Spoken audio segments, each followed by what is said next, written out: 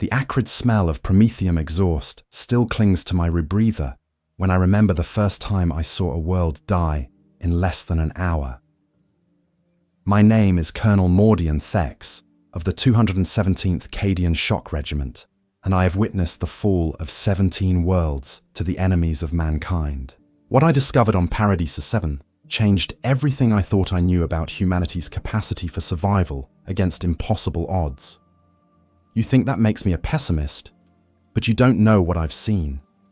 The isolated human population we found there had been fighting giants for over a century, believing themselves to be the last remnants of their species. Their primitive weapons, their desperate tactics, their walls of stone, all of it seemed laughably inadequate against the horrors that stalk the galaxy's darkest corners.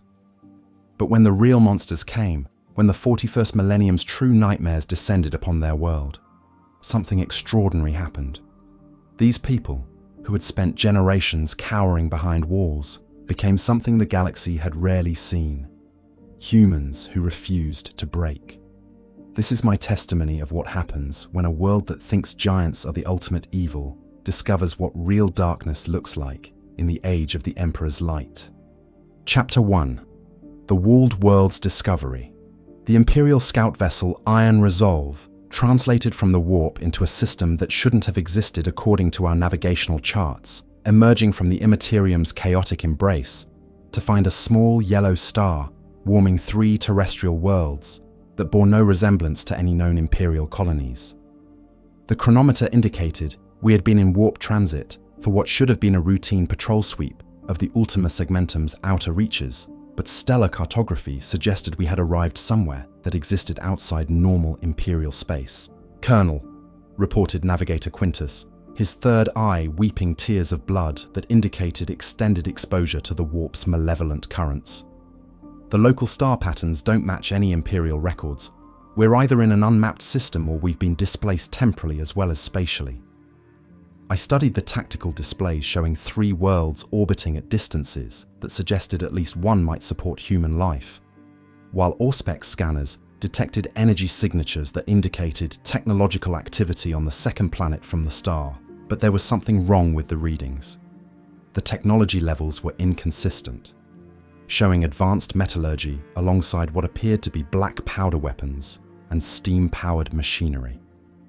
"Take us to standard observation range of the inhabited world," I ordered, my decades of experience in the Imperial Guard suggesting that whatever we had found would require careful assessment before determining appropriate responses. "Full stealth protocols. I want to know what we're dealing with before we announce our presence." The approach revealed a world that challenged every assumption I held about human survival in a hostile galaxy. The planet's surface was dominated by massive circular walls that enclosed what appeared to be agricultural districts and population centers, while beyond those walls stretched wilderness areas that seemed conspicuously empty of permanent settlements. Most remarkably, the walls themselves were architectural marvels that rivaled Imperial fortress construction, despite being built from what appeared to be primitive stone and metal. "The walls are approximately 50 meters in height," reported Tech Adept Vex 12, as our sensors conducted detailed scans of the planetary surface. Construction appears to be non-reinforced masonry with minimal technological augmentation, but the engineering principles are sound. These fortifications could withstand conventional artillery bombardment. What puzzled me more than the construction techniques was the purpose the walls served. Standard Imperial doctrine called for fortifications that protected strategic resources or controlled key terrain features. But these walls seemed designed to contain entire populations within carefully defined boundaries. It was as if the inhabitants had voluntarily imprisoned themselves within stone barriers that stretched for hundreds of kilometers. The first direct observation of the planet's inhabitants came when our deep-range optical sensors focused on one of the smaller settlements near what appeared to be the outermost wall. Human figures moved through streets and buildings that showed architectural styles unlike anything in Imperial archives, while their clothing and equipment suggested technological development that had proceeded along entirely different lines from standard human civilization. "Are those swords?" asked Sergeant Voss, studying magnified images of individuals who appeared to be conducting military training exercises. and some kind of personal mobility gear. I increased optical magnification and immediately understood his confusion. The inhabitants were indeed carrying bladed weapons that resembled primitive swords, but they were also equipped with what appeared to be sophisticated three-dimensional maneuvering equipment that allowed them to move through vertical terrain with remarkable agility. The technology was unlike anything in Imperial archives, too advanced for primitive societies, but far too specialized for general military applications.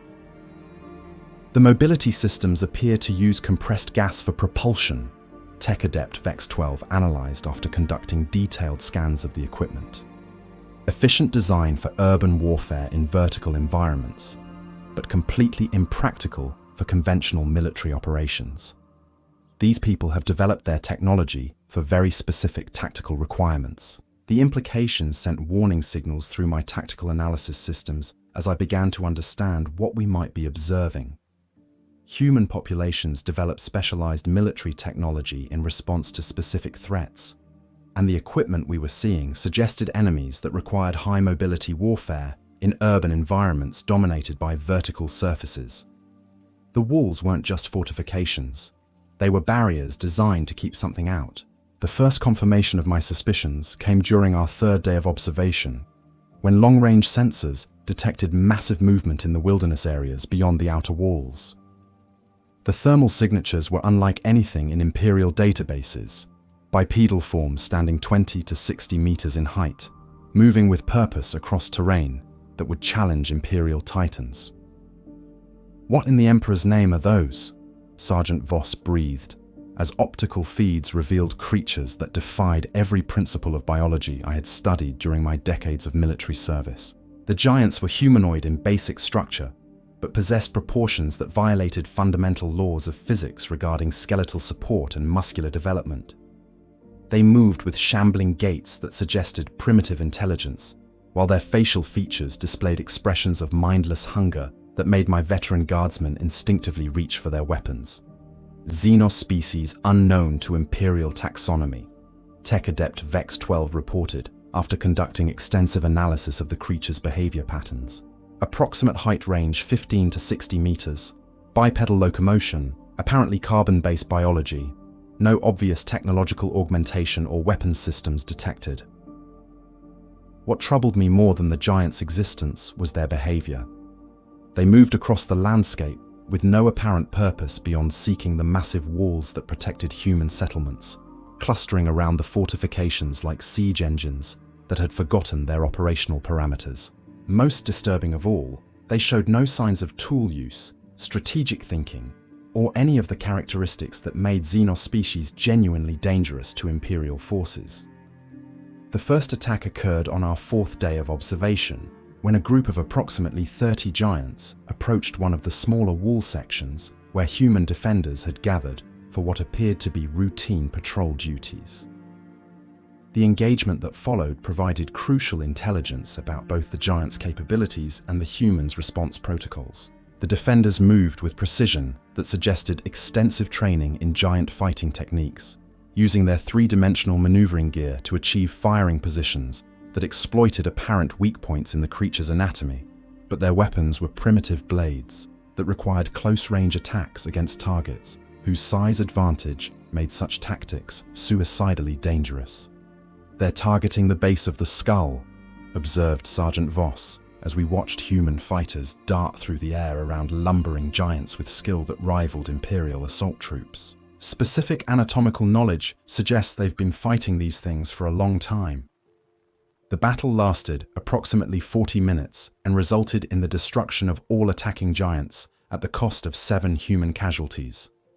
The tactical efficiency was impressive for forces equipped with primitive weapons, but the casualty ratios suggested that extended warfare against such enemies would eventually exhaust any population through simple attrition. More significantly, the humans' response to their victory revealed psychological adaptations that spoke to generations of warfare against enemies that made survival itself a daily struggle.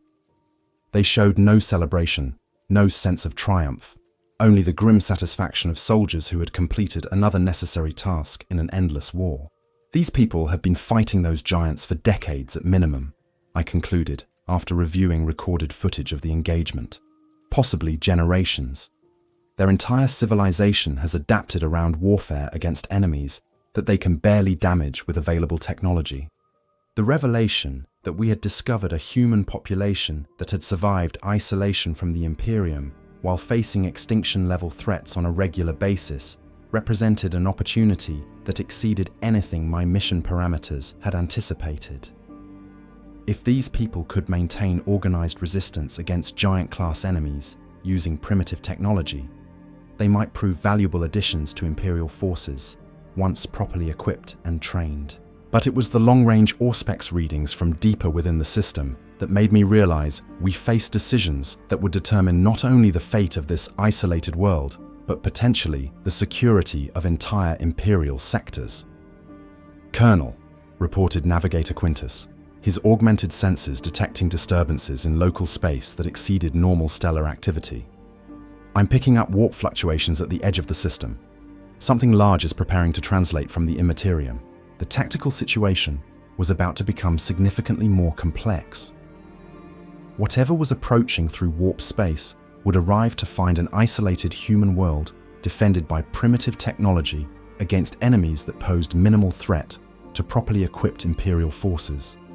But it would also discover a population that had spent generations developing tactical expertise against impossible odds, expertise that might prove invaluable if the approaching vessels carried threats that exceeded simple giants. I activated emergency communication protocols and began preparing reports that would need to reach Imperial Command, regardless of what emerged from the warp. The isolated humans below might not survive the next few hours, but their story would need to be preserved for analysis by strategists who could appreciate what generations of desperate warfare had created. The first phase of contact had revealed a world that challenged every assumption about human survival capabilities. The second phase would determine whether that survival had any meaning in the context of the 41st Millennium's endless darkness. "All stations, prepare for combat operations," I ordered, as the first warp translation signatures appeared at the system's edge. "Whatever comes through, we document everything. This world's story needs to be told." The giants were about to learn what real monsters looked like. Chapter 2. When Darkness Arrives. The warp translation that occurred at 0347 hours, ship's time, brought something into the Paradise system that transformed our routine observation mission into a desperate struggle for survival that would test every principle of Imperial doctrine. The vessels that emerged from the immaterium bore the twisted architecture and malevolent energy signatures that marked them as Chaos Raiders, their hulls writhing with demonic corruption that made our ship's machine spirits scream warnings about proximity to forces that threatened the very fabric of reality. Chaos Warband, I identified, studying tactical displays that showed 3 vessels of cruiser displacement moving on intercept courses toward the inhabited world. Configuration suggests World Eaters or similar Khorne-aligned forces.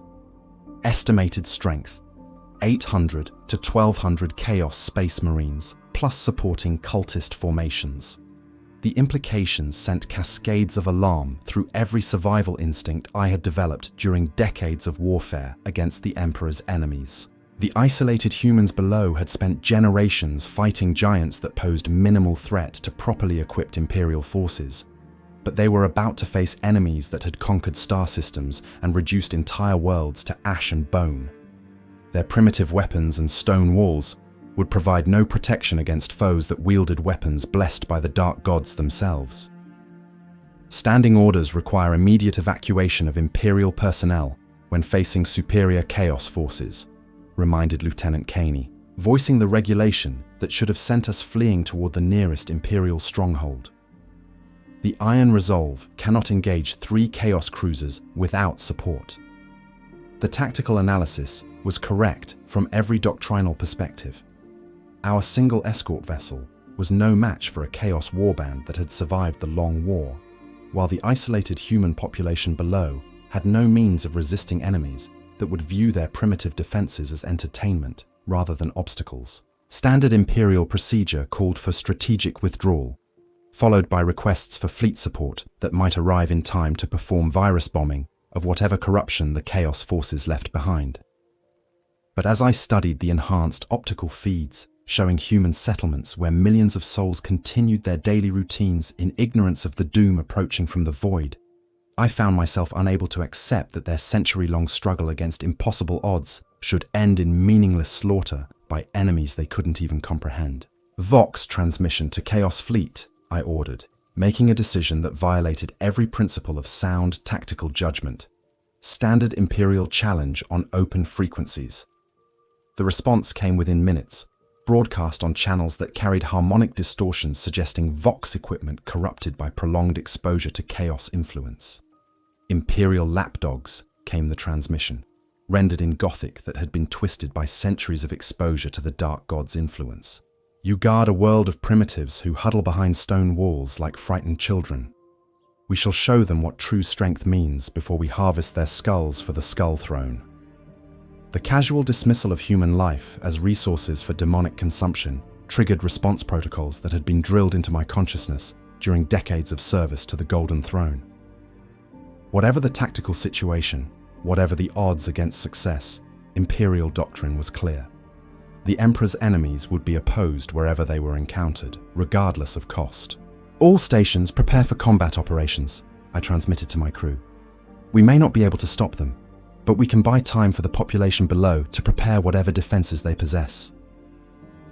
The first engagement began as the Chaos Fleet achieved firing range and opened bombardment against our vessel with weapons that had been blessed by powers that sought the destruction of all ordered existence. Our void shields flared under impacts that carried demonic energies capable of corrupting both metal and flesh, while return fire from our limited weapons systems achieved hits that seemed to heal themselves through malevolent sorcery.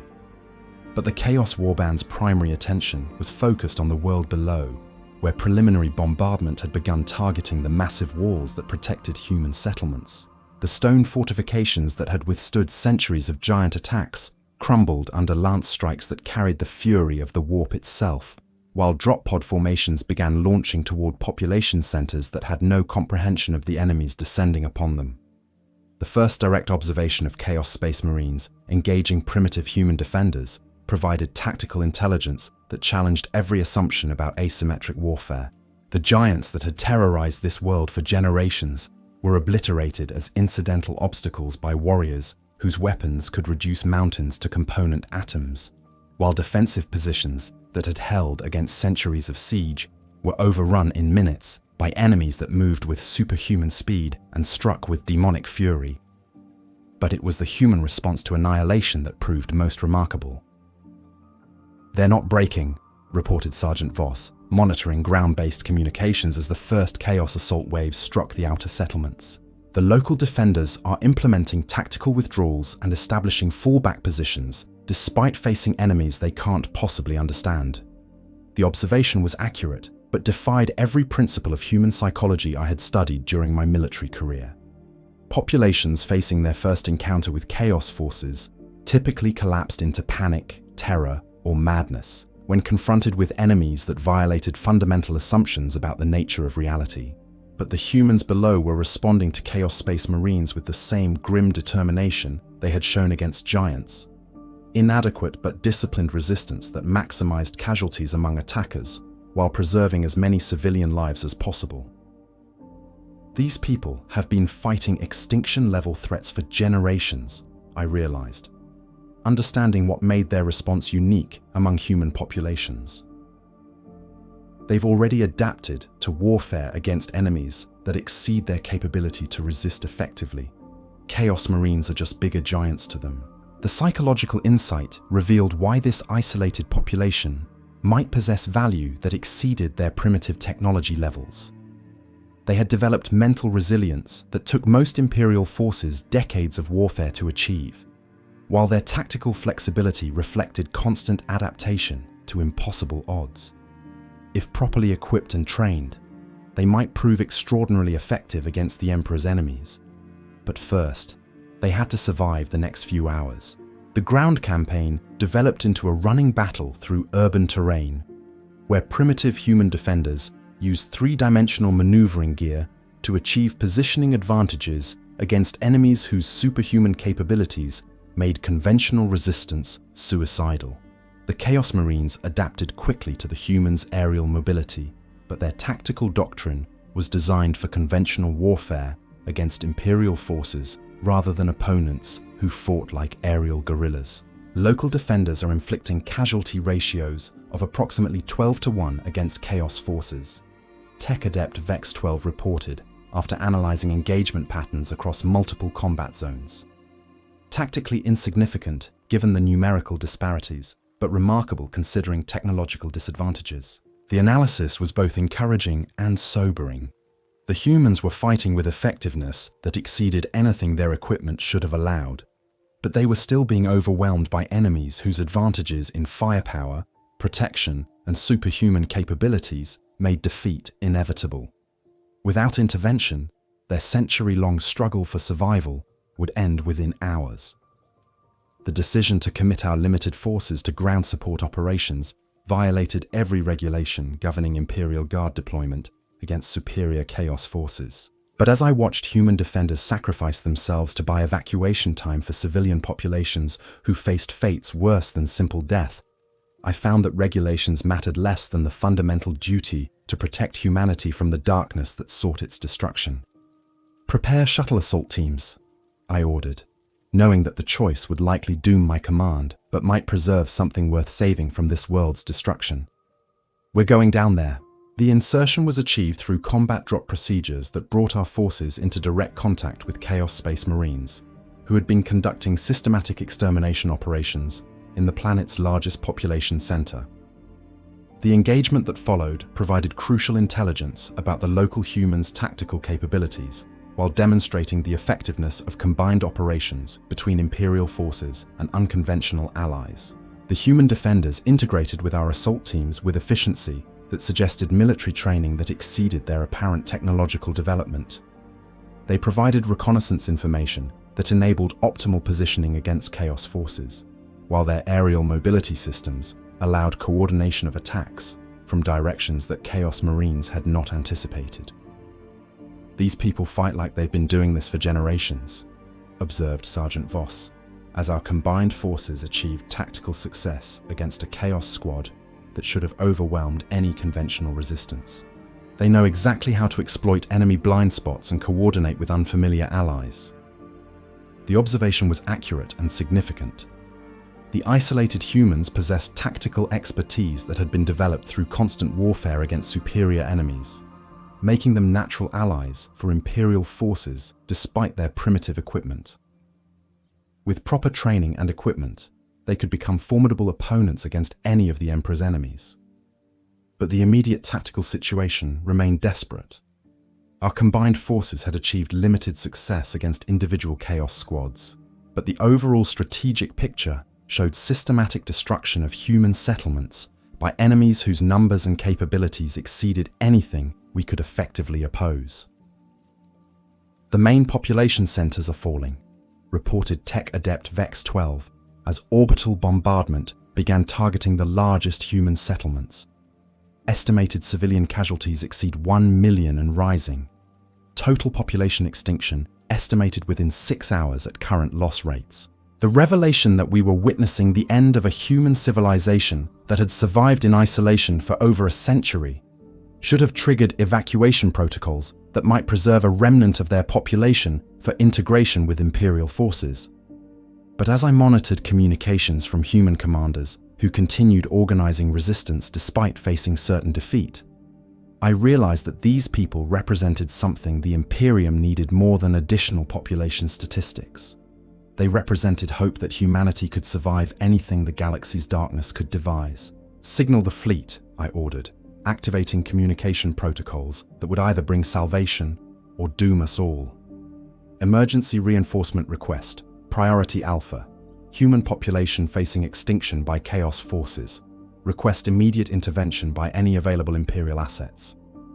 The transmission disappeared into the warp, carrying our coordinates toward Imperial authorities who might respond in time to matter.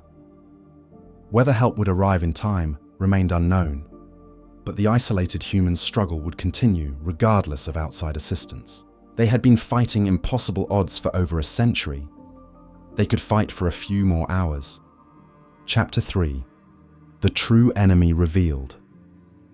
The reinforcement request I had transmitted into the warp achieved results that exceeded my most optimistic projections, bringing Imperial assets that transformed our desperate holding action into the prelude to revelations that would challenge everything I thought I knew about the isolated world we were defending.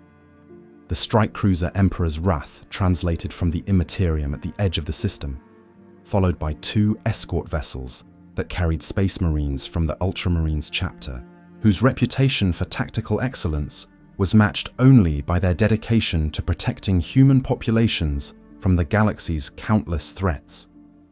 Captain Titus of the Ultramarines' 4th Company came the Vox transmission as the relief fleet moved to engage the Chaos forces that had been systematically destroying human settlements. We received your distress signal and are moving to assist. What's the tactical situation? The arrival of Space Marines represented a shift in capabilities that would tip the balance decisively against the Chaos Warband, but it also meant that our discoveries about the isolated human population would receive scrutiny from warriors whose understanding of human potential exceeded anything my guard training had provided. The Ultramarines would need to understand why this world's defenders possessed tactical capabilities that defied their apparent technological limitations. Isolated human population with approximately 100 years of combat experience against giant-class Xenos threats, I reported, condensing our observations into tactical briefing format. Current engagement: 3 Chaos cruisers conducting extermination operations. Local defenders showing remarkable effectiveness despite primitive equipment. The space engagement that followed demonstrated why Space Marines were considered humanity's finest defenders, as Ultramarine strike teams achieved boarding actions against Chaos vessels whose corruption should have made them impregnable to conventional assault. But it was the ground operations that provided the most significant intelligence about what made this world unique among human settlements. Captain Titus led the initial drop pod assault against Chaos forces that had been conducting siege operations against the planet's largest remaining population center, bringing his tactical squad into direct combat alongside human defenders whose equipment and training methods challenged standard Imperial doctrine. The engagement that followed revealed capabilities that exceeded anything our preliminary observations had suggested. These humans fight with coordination that suggests hive mind tactical integration, Captain Titus reported after his first engagement alongside local defenders. But they maintain individual initiative and creative problem solving that indicates genuine strategic thinking rather than mere conditioning. The observation was both accurate and puzzling.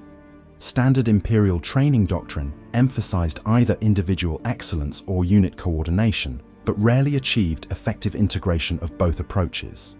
The isolated humans seem to have developed tactical methods that preserved personal initiative while enabling group coordination that exceeded anything Imperial forces typically achieved. There's something else, continued Captain Titus as his forces pushed deeper into the urban combat zone, where human defenders continued resisting despite overwhelming enemy advantages. Their combat effectiveness is increasing during extended engagements. They're learning from our tactics in real time and implementing improvements faster than standard human cognitive processing should allow. The revelation that the local population possessed enhanced learning capabilities triggered analysis protocols that revealed information I should have detected during our initial observations. The human defenders weren't just fighting with remarkable effectiveness. They were adapting to new tactical situations with speed that suggested cognitive enhancements that went beyond normal human parameters. Enhanced analysis of local defender biometrics indicates anomalous neural activity patterns, reported Tech Adept Vex 12 after conducting detailed scans of human combatants. Elevated neurotransmitter production, increased synaptic firing rates, and neural pathway formation that exceeds baseline human norms by significant margins. The implications sent cascades of concern through my tactical analysis systems as I began to understand what we might have discovered. The isolated humans weren't just survivors who had adapted to warfare against impossible odds. They were humans who had undergone some form of enhancement that improved their combat effectiveness while preserving their essential humanity. Possible psychomanifestation, I asked. Though the enhancement patterns didn't match standard psychic development profiles, negative came the response. The enhancements appear to be physiological rather than psychic, affecting cognitive processing speed and tactical analysis capabilities without triggering warp-based phenomena. Unknown mechanism, but the results are consistent across the entire population sample. The discovery that we were dealing with enhanced humans rather than merely resilient ones required immediate reassessment of the strategic situation. Enhanced human populations typically resulted from either Imperial augmentation programs or exposure to Xenos technology. But this world had been isolated from Imperial contact for over a century and showed no signs of alien influence. The answer came during our assault on the Chaos Force's primary stronghold, where Captain Titus and his tactical squad encountered enemies that had been conducting detailed analysis of captured human defenders. The intelligence we recovered from their position revealed that the Chaos Warband had been as surprised by the humans' capabilities as we were, and had been attempting to determine the source of their enhancements for potential exploitation by the Dark Gods. The Chaos Forces have been studying local human physiology for weeks, Captain Titus reported after reviewing captured data files. Their analysis indicates that the enhancements are not technological or psychic in origin, but result from genetic adaptation to environmental factors unique to this world. The revelation that the humans' capabilities resulted from environmental adaptation rather than artificial enhancement triggered intensive analysis of the planet's atmospheric and geological characteristics. What we discovered challenged fundamental assumptions about human evolutionary potential and the relationship between environmental pressure and cognitive development. The planet's atmospheric composition includes trace elements that promote enhanced neural development when combined with specific stress factors, Tech Adept Vex 12 explained after conducting comprehensive environmental analysis. The constant warfare against giant-class enemies has created selection pressures that favored enhanced cognitive processing, while atmospheric elements provided the biological foundation for such development. The implications were staggering. We had discovered a human population that had achieved natural enhancement through evolutionary adaptation, developing capabilities that exceeded baseline human norms while maintaining essential humanity. It was a form of improvement that avoided the spiritual corruption associated with chaos enhancement or the mechanical limitations of technological augmentation. But it was the deeper analysis of the giants themselves that provided the most disturbing revelation about what this world represented. The giant-class entities are not naturally occurring Xenos life forms, Captain Titus reported after his forces captured and examined several giant specimens during combat operations. They appear to be artificially created bioweapons designed to generate specific evolutionary pressures in human populations. The discovery that the giants were artificial constructs rather than natural predators transformed our understanding of the situation completely. Someone had deliberately created bioweapons designed to force human evolution along specific lines, using this isolated world as a testing ground for enhancement programs that operated over generational timescales. Evidence suggests the bioweapons were deployed approximately 120 years ago, continued Captain Titus. Timeline coincides with Imperial records of Xenos activity in this sector during the Margitis Crusade. We may be looking at the results of a long-term Xenos experiment in forced human evolution. The revelation that the isolated humans were the products of alien experimentation should have triggered immediate evacuation and quarantine protocols to prevent contamination of Imperial gene pools.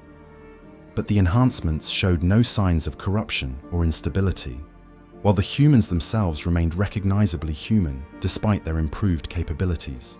More significantly, the tactical effectiveness they had demonstrated against both giant bioweapons and Chaos Space Marines suggested that their enhancements might represent advantages that Imperial forces desperately needed in the endless war against humanity's enemies. The enhanced cognitive capabilities appear to be inheritable, Tech Adept Vex 12 observed after analyzing genetic samples from multiple family groups. The traits have stabilized across 3 generations, suggesting successful integration with human genome structures. These people represent a stable, enhanced human variant. The implications for Imperial military doctrine were profound. If the enhancements could be replicated, or the enhanced humans integrated into Imperial forces, it might provide advantages against enemies that had consistently outmatched baseline human capabilities. But it would also require decisions about human genetic purity that exceeded my authority to make. The immediate tactical situation was resolved when combined Imperial and local forces achieved decisive victory against the Chaos Warband, destroying their ground forces and forcing the survivors to flee aboard their remaining vessels. But the strategic questions raised by our discoveries would require attention from Imperial authorities, whose expertise exceeded anything available at the sector level. These people need to be studied by the Adeptus Mechanicus, Captain Titus concluded after reviewing our accumulated intelligence. Their enhancements might represent advances in human evolutionary potential that could benefit the entire Imperium. But the process that created them raises questions about Xenos involvement that require investigation by the Ordo Xenos. The decision to request inquisitorial involvement in what had begun as a routine patrol mission reflected the magnitude of what we had discovered. The isolated humans weren't just survivors who had adapted to impossible circumstances. They were living proof that human potential exceeded anything Imperial doctrine had contemplated, achieved through processes that challenged fundamental assumptions about evolution, enhancement, and the relationship between environmental pressure and genetic development. As we prepared detailed reports for transmission to Imperial authorities, I found myself grappling with questions that transcended military analysis. The enhanced humans had achieved capabilities that every Imperial citizen dreamed of, but through means that involved Xenos manipulation and generational suffering that few would accept willingly. "Sir?" asked Sergeant Voss as we compiled documentation of our discoveries. "Do you think these people are still human?" The question struck at the heart of philosophical issues that had plagued Imperial doctrine since the Great Crusade began. The enhanced humans looked human, thought like humans, and fought for human values, but their capabilities exceeded baseline norms by margins that suggested fundamental changes in their essential nature. "They're what humans might become under the right circumstances," I replied, choosing words that captured my growing understanding of what we had witnessed. Whether that represents evolution or corruption depends on perspectives that exceed my expertise to evaluate. The answer would ultimately be determined by authorities whose understanding of human nature and Imperial doctrine exceeded anything available at the front lines of humanity's endless wars. But regardless of official determinations, I knew that we had witnessed something remarkable. Humans who had faced extinction and emerged stronger, smarter, and more capable than anything the galaxy had previously produced. The question was whether the Imperium would embrace that potential or destroy it as a threat to established order. Chapter 4: Maximum Violence. The inquisitorial response to our reports arrived with the sudden violence that marked all interventions by the Emperor's most zealous servants, bringing Lord Inquisitor Vex Korath of the Ordo Xenos aboard a black ship, whose very presence made the fabric of local space-time shudder with barely contained malevolence. The Inquisitor's reputation preceded him like a wave of terror, a man who had purged 17 worlds for corruption and ordered the sterilization of entire star systems, where human genetic purity had been compromised by alien influence. "Colonel Thex," came the Vox transmission as the black ship achieved parking orbit, its Gothic architecture wreathed in energies that made our ship's machine spirits whimper in electronic fear. "You will report aboard the Hammer of Orthodoxy immediately for detailed briefing regarding the enhanced humans you have discovered. Bring all biological samples and genetic analysis data." The formal language carried undertones that suggested our discoveries had triggered responses at the highest levels of Imperial hierarchy, while the speed of the inquisitorial deployment indicated that genetic enhancement in isolated human populations was considered a threat requiring immediate evaluation. Lord Inquisitor Korath's presence meant that decisions about the enhanced human's fate would be made by someone whose authority encompassed the power of life and death over entire civilizations. The black ship's interior reflected the grim magnificence that marked all inquisitorial vessels, its corridors lined with skulls and purity seals that testified to countless victories against the enemies of mankind. But it was the presence of space marines from the Death Watch that indicated the true severity of what our discovery represented. Warriors whose specialized training in xenocide made them the Imperium's ultimate response to alien contamination. Lord Inquisitor, I reported, presenting data slates containing our complete analysis of the enhanced humans and their capabilities. The population shows stable genetic enhancement across 3 generations, with improvements in cognitive processing and tactical analysis that exceed baseline human norms without apparent corruption or instability. Lord Inquisitor Korath studied the data with attention that seemed to burn through the information like acid through steel, his augmetic eye processing genetic analysis patterns, while servo skulls recorded every detail for transmission to archives that would determine official Imperial policy regarding enhanced human variants. Genetic modification through alien manipulation, he pronounced after reviewing our findings, his voice carrying harmonics of disgust that made the chamber's temperature seem to drop several degrees. Regardless of apparent stability, these humans represent contamination of the sacred human genome by Xenos influence.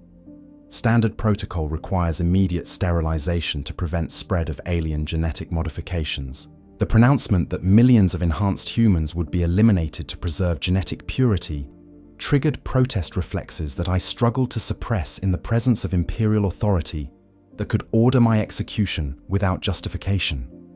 But the tactical effectiveness these people had demonstrated against impossible odds seemed too valuable to sacrifice to doctrinal purity. Lord Inquisitor, I ventured, knowing that questioning inquisitorial judgment constituted potential heresy. The enhanced humans showed remarkable effectiveness against chaos forces. Their capabilities might prove valuable to Imperial military operations if properly integrated into existing command structures. The silence that followed my statement stretched long enough for me to contemplate whether I had just condemned myself to summary execution, while Lord Inquisitor Korath's augmetic eye focused on me with intensity that seemed to probe my soul for signs of corruption or Xenos sympathy. You advocate preserving alien contamination because it provides tactical advantages, he stated, his tone carrying implications that made my survival instincts scream warnings about immediate mortal danger. Such reasoning represents the first step toward accepting corruption as acceptable if it serves immediate purposes. The accusation of corruption tolerance was serious enough to justify immediate execution, but I found myself unable to abandon advocacy for people who had fought impossible odds with courage that exemplified everything the Imperial Guard held sacred. Their enhanced capabilities made them more effective defenders of humanity, not threats to it. Their genetic modifications enable them to better serve the Emperor's will, I replied, invoking theological arguments that might provide doctrinal justification for preservation. If the Omnissiah guides human evolution toward improvement, perhaps these enhancements represent divine will rather than alien corruption. The theological interpretation I had offered was either brilliant or catastrophically heretical, depending on how inquisitorial doctrine evaluated the relationship between divine providence and alien manipulation. But it was the only argument that might convince authorities who viewed genetic purity as sacred to consider alternatives to wholesale extermination. Captain Titus stepped forward from his position with the Death Watch escort, his Ultramarines markings providing authority that might carry weight with inquisitorial assessment protocols. Lord Inquisitor, he interjected, his voice carrying the measured confidence that marked Space Marine tactical analysis. The enhanced humans demonstrated loyalty to Imperial forces and effectiveness against chaos enemies that exceeded expectations based on their equipment levels. From a purely military perspective, they represent resources that could strengthen Imperial capabilities if properly employed. The support from a Space Marine captain provided credibility to arguments for preserving the enhanced humans. But it also indicated that even the Adeptus Astartes were willing to advocate for retention of genetically modified humans if their capabilities proved sufficiently valuable. Genetic enhancement through Xenos manipulation has historically led to corruption that manifests across multiple generations, Lord Inquisitor Korath replied, citing precedents that supported immediate elimination of any population showing signs of alien influence. The apparent stability you observe may be temporary, with true corruption manifesting only after extended observation periods. The argument was both logically sound and strategically conservative, reflecting inquisitorial training that emphasized prevention of corruption over exploitation of potential advantages. But it was also an argument that would doom millions of humans whose only crime was surviving alien manipulation better than anyone had expected. The tactical situation was further complicated by Vox transmissions from the planetary surface, where enhanced human leaders had become aware of Imperial forces' arrival and were attempting to establish communication with authorities who would determine their civilization's fate. Imperial forces, came the transmission from what appeared to be the enhanced humans' military commander. We request formal audience to discuss integration with Imperial military structures. Our forces are prepared to serve the Emperor's will, according to any deployment requirements you determine appropriate. The formal language and military protocol suggested that the enhanced humans possessed understanding of Imperial hierarchy and command structures that exceeded anything their isolation should have provided. They were attempting to position themselves as loyal Imperial citizens rather than alien-influenced aberrants, demonstrating political sophistication that complicated easy categorization as contaminated gene stock. They know Imperial military protocol, observed Captain Titus, monitoring the transmission quality and linguistic patterns.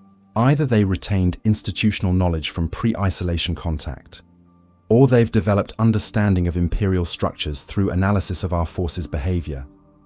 The observation suggested that the enhanced humans' cognitive improvements extended beyond tactical analysis to include political and social comprehension that might make them valuable assets for Imperial administration, as well as military operations. But it also raised questions about how isolated populations could maintain knowledge of Imperial protocols across generational timescales. Enhanced cognitive processing would enable rapid assimilation of complex information, I pointed out, offering explanations that might support arguments for preservation. They may have learned Imperial protocols by observing our forces during recent combat operations. The debate over the enhanced human's fate was interrupted by priority astropathic communications from Imperial command authorities who had been monitoring our reports and inquisitorial involvement. The messages indicated that decisions about genetically enhanced human populations had implications that exceeded local security concerns. Orders from Segmentum Command, Lord Inquisitor Korath announced, after receiving encrypted communications that required inquisitorial authorization to decode. The enhanced humans are to be preserved for detailed study by Adeptus Mechanicus Genitors and inquisitorial xenobiologists. Full population evacuation is authorized for transport to secure research facilities.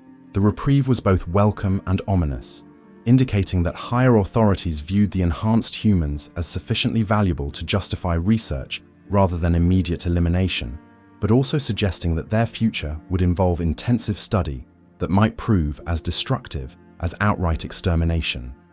What about their world? I asked, thinking of the planet that had served as their home for over a century. The environmental factors that enabled their development might be important for understanding the enhancement process. The planet will be subjected to exterminatus protocols once population evacuation is complete, Lord Inquisitor Korath replied with finality that precluded further discussion. Alien bioweapons and environmental contamination require complete sterilization to prevent future exploitation by the Emperor's enemies. The decision to destroy the world while preserving its people reflected Imperial doctrine that prioritized human resources over territorial control, but it also meant that the enhanced humans would be permanently severed from the environment that had shaped their development. They would become subjects for study rather than a self-sustaining population with their own culture and traditions. The evacuation operations that followed required coordination between Imperial Guard transport capacity, Space Marine security protocols, and inquisitorial oversight that ensured no aspect of the enhanced human civilization was overlooked or lost. Every genetic sample, cultural artifact, and technological development was catalogued for future analysis, while the population itself was processed through screening procedures that would determine individual assignments within Imperial research programs. Population count: 4.7 million enhanced humans, suitable for research programs, reported tech adept Vex-12 after completing demographic analysis of the evacuation. Age distribution and genetic diversity sufficient for multi-generational studies. Educational and cultural backgrounds documented for psychological analysis. The numbers reduced individual humans to statistical data points, but they also represented salvation for people who had faced extinction at the hands of chaos forces. Their survival came at the cost of freedom and autonomy, but it offered possibilities for contributing to Imperial strength that might justify the sacrifices involved. As the last transport vessels departed from the world that had shaped human evolution in directions no one had anticipated, I found myself contemplating the implications of what we had witnessed. The enhanced humans represented proof that human potential exceeded anything Imperial doctrine had contemplated, but achieving that potential had required alien manipulation and generational suffering that few would accept willingly. "Think they'll be happy in Imperial research facilities?" asked Sergeant Voss as we watched the final evacuation shuttles achieve orbital rendezvous. The question touched on philosophical issues that transcended military analysis. The enhanced humans had lived as free citizens of an independent world, fighting for their survival against impossible odds, but maintaining their own culture and values. They would now become subjects in research programs designed to understand and potentially replicate their enhancements, trading freedom for security in patterns that defined much of Imperial existence. "They'll be alive," I replied, choosing an answer that emphasized the fundamental reality of their situation. In the 41st Millennium, survival is often the best outcome anyone can hope for. As the Exterminatus fleet moved into bombardment position around the now empty world, I filed final reports that would determine how history remembered our encounter with humans who had transcended baseline limitations through means that challenged every assumption about evolution, enhancement, and the relationship between genetic purity and human potential. The enhanced humans had survived one extinction. Their future would depend on whether Imperial authorities viewed their capabilities as opportunities or threats. The galaxy would provide the answer in time. Chapter 5. The Turning Point. The research facility, designated Prometheus Alpha, existed in the shadow of Mars itself, orbiting the red planet at distances that provided security from external threats, while offering access to the Mechanicus archives necessary for understanding genetic enhancement processes that challenge fundamental assumptions about human evolutionary potential. The enhanced humans from Paradis-VII had been transported there within sealed vessels that prevented contamination of Imperial space while ensuring their survival for studies that would determine whether their capabilities represented opportunities or threats to human genetic purity. 3 months after the evacuation, I received orders that would bring me back into contact with the people whose world we had helped save and destroy simultaneously. Lord Inquisitor Korath required detailed briefing from field personnel who had observed the enhanced humans in their natural environment, while the Adeptus Mechanicus needed tactical analysis of capabilities that exceeded anything in their genetic archives. Colonel Thex transmitted Magos Biologist Cowl 9 as my transport achieved docking procedures with the research station. Your first-hand observations of enhanced human combat effectiveness will be crucial for understanding adaptations that appear to violate established limits of human physiological development. We require complete tactical analysis of their capabilities. The research facility's interior reflected the clinical precision that marked all Mechanicus installations, its corridors lined with containment chambers and analysis equipment that could dissect genetic structures down to molecular levels. But it was the presence of the enhanced humans themselves that provided the most significant intelligence about how their new circumstances were affecting their remarkable capabilities. The first interview was conducted with Commander Erwin Smith, the military leader who had coordinated defensive operations during the Chaos attack on their world. His adaptation to Imperial research protocols demonstrated the cognitive flexibility that had made his people such effective fighters, while his questions about Imperial military structure revealed strategic thinking that exceeded anything baseline human commanders typically displayed. Imperial doctrine emphasizes standardized equipment and training across multiple theaters, he observed, after reviewing tactical manuals I had provided for his education. But our experience suggests that environmental adaptation and specialized training for specific threats achieves superior results in localized conflicts. The analysis was both accurate and problematic, highlighting fundamental differences between Imperial military doctrine and the enhanced humans' approach to warfare.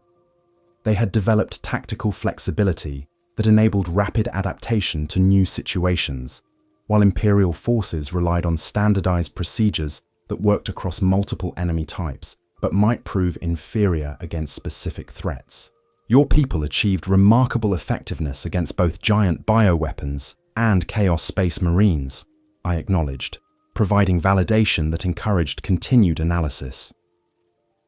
But Imperial doctrine emphasizes consistency and reliability across thousands of different worlds and enemy types. Consistency that accepts higher casualty rates in exchange for predictable outcomes, Commander Smith replied, demonstrating understanding of Imperial strategic priorities that exceeded his apparent experience with galactic warfare. Our approach prioritizes mission success and casualty minimization, but requires cognitive capabilities that may not be available to baseline human populations. The observation touched on questions that had troubled Imperial strategists since the Great Crusade began. Enhanced human capabilities might enable superior tactical performance, but implementing such enhancements across Imperial populations would require resources and risks that exceeded practical limitations. More significantly, the enhanced humans were beginning to demonstrate capabilities that hadn't been apparent during their original world's crisis situations. Extended observation revealed that their cognitive improvements continued developing as they encountered new intellectual challenges, suggesting that their enhancements provided ongoing adaptation rather than fixed improvements. Subject populations show continued cognitive development during research participation, reported Magos biologist Cal9 after reviewing 3 months of behavioral analysis. Enhanced learning rates, improved pattern recognition, and increased analytical processing speeds indicate that their genetic modifications enable ongoing optimization rather than simple enhancement. The revelation that the enhanced humans were still evolving triggered intensive study of the mechanisms that enabled such adaptation.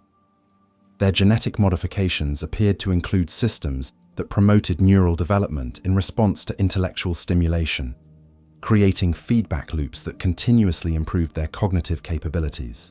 But it was the psychological evaluations that provided the most disturbing intelligence about what extended enhancement might mean for human nature itself. The enhanced humans showed decreased emotional responses to standard stress factors, reported inquisitorial psychologist VII after conducting comprehensive mental health assessments. Improved emotional regulation, reduced anxiety responses, and enhanced decision-making under pressure. But they also display reduced empathy toward baseline humans and increased identification with enhanced populations. The psychological changes accompanying cognitive enhancement represented potential threats to human unity that exceeded the benefits their capabilities might provide. If enhanced humans began viewing baseline populations as inferior, it could create divisions within human civilization that might prove more dangerous than any external enemy. Are they developing superiority complexes? I asked, voicing concerns that had implications for how enhanced populations might interact with Imperial authority structures. Not superiority in the traditional sense, VII clarified, more like species divergence. They're beginning to think of themselves as fundamentally different from baseline humans, with corresponding changes in loyalty patterns and social identification. The revelation that genetic enhancement might lead to species divergence rather than simple improvement represented the nightmare scenario that had driven Imperial policy toward genetic purity since the dark age of technology. Enhanced humans who viewed themselves as separate from baseline humanity could become enemies rather than allies, regardless of their original intentions. But the tactical demonstrations conducted under controlled conditions continued to reveal capabilities that Imperial forces desperately needed in their endless war against humanity's enemies. Enhanced human test subjects achieved success rates against simulated threats that exceeded anything baseline populations could accomplish, while their adaptive learning enabled them to develop countermeasures against enemy tactics faster than conventional training programs. Combat effectiveness against simulated Orc forces: 93% success rate with casualty ratios favoring enhanced humans by factors of 8 to 1, reported Captain Titus, after supervising tactical exercises that tested enhanced human capabilities against a variety of enemy types. Against simulated Chaos forces, 87% success rate with similar casualty advantages. The performance metrics were extraordinary, suggesting that enhanced human forces could achieve victory against enemies that routinely overwhelmed Imperial units. But they also raised questions about whether such effectiveness justified the risks associated with genetic modification and potential species divergence. The turning point came during a tactical exercise that was intended to test enhanced human loyalty under stress conditions. The scenario involved simulated protection of baseline human civilians against overwhelming enemy forces, designed to determine whether enhanced humans would prioritize mission success over civilian casualties. What happened instead revealed aspects of enhanced human psychology that nobody had anticipated.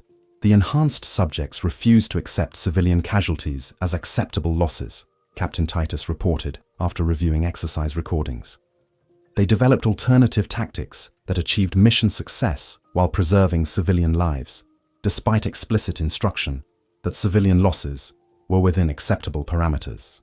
The enhanced humans had demonstrated moral reasoning that exceeded Imperial military standards, prioritizing protection of human life over mission efficiency in ways that challenged established tactical doctrine. Their genetic modifications had apparently enhanced ethical reasoning alongside cognitive capabilities, creating soldiers who fought more effectively while maintaining higher moral standards. They're becoming better humans, I realized, understanding what made their development unique among enhancement programs. Not just smarter or stronger, but more committed to protecting human life and preserving human values. The revelation that genetic enhancement was improving moral reasoning alongside cognitive capabilities represented unprecedented development in human evolutionary potential. The enhanced humans were becoming not just more effective fighters, but better people, demonstrating that improvement in human nature might be possible through carefully controlled genetic modification. But it also meant that they were developing in directions that might make them incompatible with Imperial military doctrine that accepted civilian casualties as necessary for strategic success. Enhanced subjects consistently prioritize civilian protection over tactical efficiency, confirmed inquisitorial analyst Kex 12 after reviewing behavioral patterns across multiple test scenarios. Moral reasoning appears to be enhanced alongside cognitive capabilities, creating subjects who fight more effectively while maintaining ethical standards that exceed Imperial military norms. The psychological profile that was emerging from extended study suggested that the enhanced humans represented evolution toward improved human nature rather than simple capability enhancement. They were becoming what humanity might evolve into if genetic modification was guided by ethical principles rather than mere power acquisition.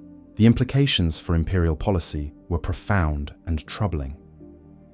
Enhanced humans who prioritized civilian protection and ethical behavior might prove incompatible with military operations that required acceptance of collateral damage and morally questionable tactics.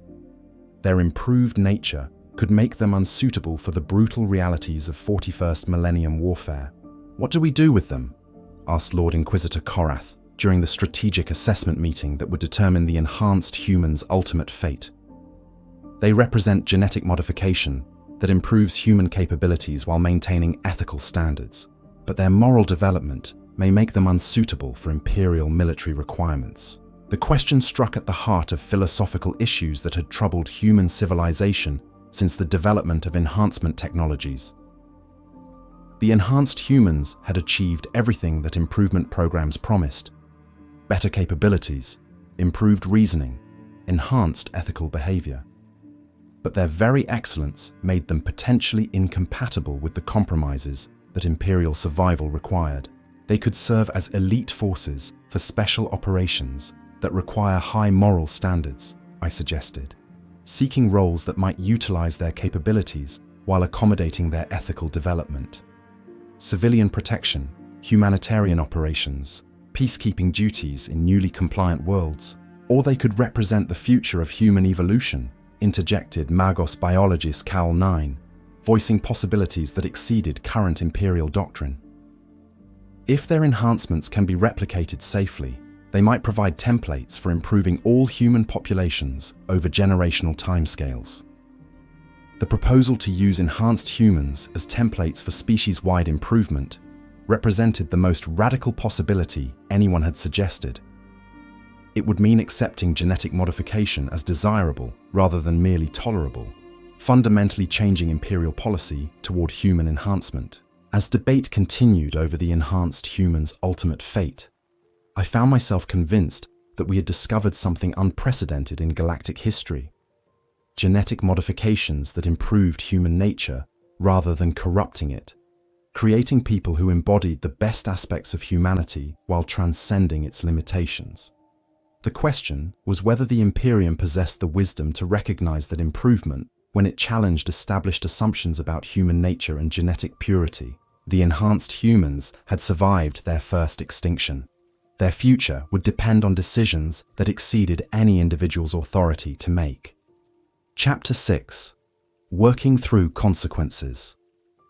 The decision reached by the Council of Terror after 6 months of deliberation represented a compromise that satisfied no faction completely while acknowledging the unprecedented nature of what the enhanced humans represented.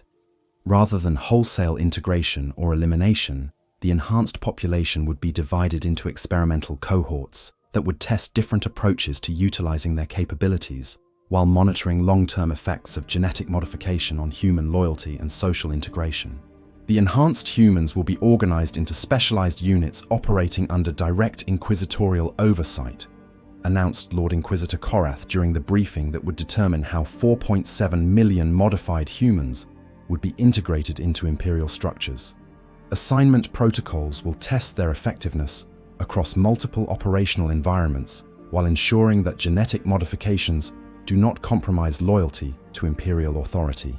The organizational structure that emerged from Imperial planning reflected both opportunities and concerns about enhanced human capabilities.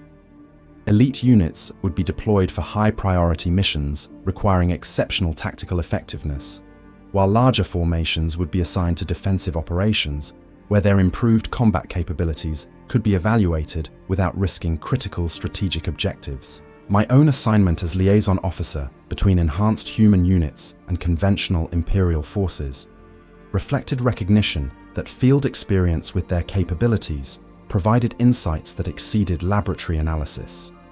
I would be responsible for tactical coordination and behavioral assessment during operational deployments that would determine whether genetic enhancement represented evolution or corruption. The first deployment came within weeks of the organizational decisions, when enhanced human forces were assigned to support operations against an orc Waaagh that had been threatening agricultural worlds in the Ultima Segmentum. The engagement would provide crucial intelligence about how enhanced humans performed against enemies they had never encountered, while working alongside Imperial forces whose training and equipment exceeded anything they had experienced. Enhanced Human Regiment Designate Alpha deploying to Agri-World Series 7, I reported, as transport vessels carried 3,000 enhanced soldiers toward their first engagement as Imperial forces. Mission parameters: defensive operations against Orc assault forces estimated at 40,000 combatants. The tactical situation was deliberately challenging, designed to test enhanced human capabilities against enemies whose combat effectiveness differed significantly from either the giants they had originally fought or the chaos forces they had encountered during their world's evacuation. Orcs represented a fundamentally different threat profile that would require adaptation of tactics developed for entirely different enemy types.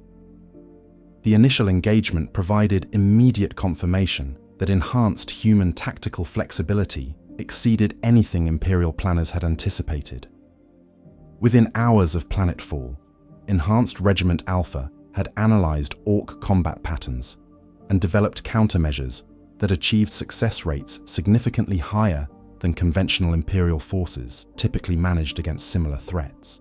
Enhanced forces achieving casualty ratios of 12-1 against Orc assault formations, reported Captain Levi Ackerman, the enhanced human officer who had been assigned as regimental commander.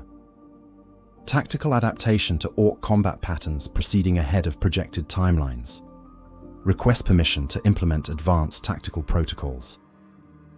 The effectiveness was remarkable, but it was the nature of the tactical adaptations that provided the most significant intelligence about enhanced human capabilities.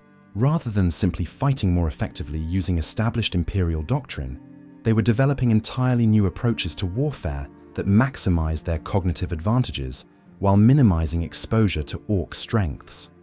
"They're not just better soldiers," observed Major Hang Zoe, the enhanced human intelligence officer whose analytical capabilities had revolutionized battlefield assessment procedures.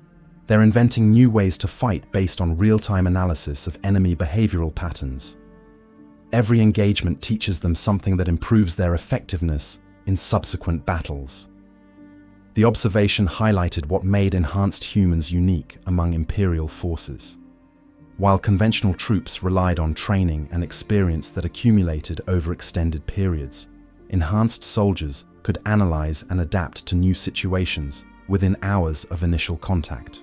Their cognitive improvements enabled learning rates that compressed years of conventional military development into days or weeks of actual combat experience. But it was the social dynamics within enhanced human units that provided the most encouraging intelligence about their integration with Imperial military structures. Rather than developing the superiority complexes that psychological evaluations had predicted, enhanced soldiers demonstrated increased dedication to protecting baseline human populations and supporting conventional Imperial forces.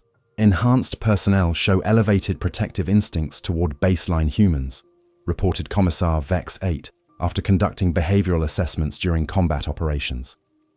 They consistently prioritize civilian safety and conventional force preservation over mission efficiency when conflicts arise.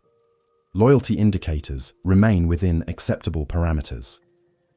The psychological development suggested that enhanced human moral reasoning was continuing to evolve in directions that reinforced rather than undermined Imperial values. Their genetic modifications were creating soldiers who fought more effectively while maintaining stronger ethical commitments to protecting human life.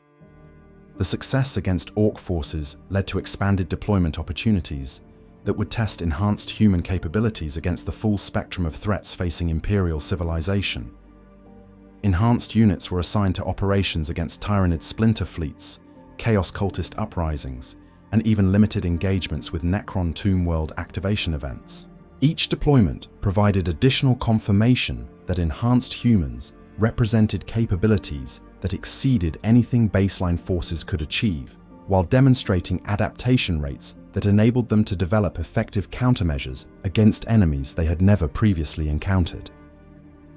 Enhanced forces deployed against Tyranid Hive Fleet Gorgon, achieving unprecedented success rates, reported Space Marine Captain Titus, after supervising joint operations that had saved 3 star systems from consumption. Their analytical capabilities enable real-time adaptation to Tyranid evolutionary responses. They're learning to fight evolution itself. The tactical achievements were extraordinary, but they also raised questions about what enhanced human capabilities might mean for the balance of power within Imperial military structures. Enhanced forces were beginning to achieve success rates that made conventional units appear obsolete by comparison, potentially creating organizational tensions that could threaten Imperial unity. Enhanced units are becoming indispensable for high-priority operations, acknowledged General Vex Prime during strategic assessment meetings that would determine future deployment policies. Their effectiveness exceeds conventional forces by margins that make them irreplaceable for critical missions. But dependency on enhanced forces creates vulnerabilities if their loyalty or availability becomes compromised. The strategic analysis touched on fundamental questions about human enhancement and military effectiveness. Enhanced humans could achieve victory against enemies that routinely defeated conventional forces, but relying on genetically modified soldiers created risks that extended beyond immediate tactical considerations. More significantly, enhanced human success was beginning to attract attention from forces outside Imperial space that viewed genetic modification as either an opportunity to exploit or a threat to eliminate. Intelligence reports indicated that Chaos forces were developing specific countermeasures for enhanced human capabilities, while Xenos species were studying Imperial enhancement programs for potential applications to their own military forces. Enhanced human tactical patterns are being analyzed by enemy intelligence services, reported Inquisitorial Operative Vex 13, after conducting security assessments of enhanced unit deployments. Both Chaos and Xenos forces are developing countermeasures specifically designed to neutralize enhanced human advantages. The development of enemy countermeasures represented the inevitable result of any successful military innovation, but it also highlighted the risks associated with genetic enhancement programs. Enhanced humans' very effectiveness made them priority targets for enemy research and development efforts that could neutralize their advantages, while potentially corrupting their genetic modifications for hostile purposes. The most disturbing intelligence came from reports of Chaos forces attempting to capture enhanced human personnel for corruption experiments that might create Chaos-aligned enhanced warriors. The prospect of enhanced human capabilities serving the Dark Gods represented a nightmare scenario that could tip the balance of galactic warfare toward forces that sought humanity's destruction. 3 enhanced human personnel captured during Operation Cleansing Fire have been confirmed as subjects in Chaos corruption experiments, reported Lord Inquisitor Korath during emergency briefings that would determine response protocols. Intelligence suggests that Chaos forces believe enhanced genetic structures can be modified to create superior Chaos space marines. The revelation that enhanced humans might be vulnerable to corruption processes that could create super-enhanced Chaos warriors triggered immediate revision of deployment protocols and security procedures. Enhanced personnel would require protection measures that exceeded anything applied to conventional forces, while capture prevention protocols would include termination procedures designed to prevent enemy exploitation of enhanced genetic materials. But it was the enhanced humans' own response to corruption threats that provided the most encouraging intelligence about their psychological resilience. When informed about Chaos interest in their genetic modifications, enhanced personnel demonstrated understanding of the implications that exceeded baseline human comprehension, while maintaining dedication to Imperial service that appeared unshakable. Enhanced personnel comprehend corruption risks and have volunteered for neural modification procedures that would prevent successful Chaos influence, reported Major Hang Zoe after consulting with enhanced unit leadership. They understand that their genetics make them priority targets and are willing to accept additional modifications that might preserve their loyalty under extreme conditions. The willingness to undergo further modification to prevent corruption represented psychological development that challenged every assumption about human nature and genetic enhancement. Enhanced humans were demonstrating commitment to Imperial values that exceeded anything baseline personnel typically displayed, suggesting that their genetic modifications had strengthened rather than weakened their fundamental humanity. As enhanced human deployments continued across multiple theaters of operation, accumulating success records that exceeded all projections while maintaining loyalty indicators that satisfied even the most stringent inquisitorial standards, I found myself convinced that we had witnessed something unprecedented in human history: genetic modification that improved human nature without corrupting it. The enhanced humans were becoming what humanity might evolve into if genetic advancement was guided by wisdom rather than power, ethics rather than expedience, and dedication to human values rather than mere capability enhancement. They represented hope that human evolution could transcend the limitations that had constrained the species since its origin. But they also represented changes that challenged fundamental assumptions about human nature and genetic purity that had guided Imperial policy for 10 millennia. Their very excellence raised questions about whether baseline humanity was sufficient for the challenges facing human civilization. The consequences of those questions would determine whether enhanced humans represented the future of human evolution or an aberration that threatened everything the Imperium had built. Time would provide the answers that current analysis could not deliver. Chapter 7: Integration and Acceptance. 2 years after the initial contact with enhanced humans from Paradis-VII, their integration into Imperial military structures had proceeded beyond anyone's most optimistic projections while raising questions about human evolution that challenged 10 millennia of established doctrine. The enhanced personnel had demonstrated capabilities that exceeded baseline human performance across every metric while maintaining loyalty and ethical standards that satisfied the most rigorous inquisitorial assessment protocols. The success had been so remarkable that High Command was considering unprecedented expansion of genetic enhancement programs. Despite theological concerns about modifying the sacred human genome that had been blessed by the Emperor's own genetic template, Enhanced Human Regiment designation has been upgraded to Legion status, announced Lord Commander Militant Vex Maximus during the strategic briefing that would determine future deployment policies. Enhanced Legion Alpha now encompasses 15,000 personnel across 12 specialized regiments, with recruitment protocols approved for gradual expansion to full Legion strength of 50,000 enhanced soldiers. The authorization to expand enhanced human forces represented acceptance at the highest levels of Imperial hierarchy that genetic modification could strengthen rather than corrupt human military capabilities. But it also meant that enhanced humans were becoming a permanent component of Imperial forces rather than experimental units subject to potential elimination. My role as primary liaison officer had evolved into something approaching diplomatic representation, as enhanced human units demonstrated organizational sophistication that required coordination protocols exceeding normal military command structures.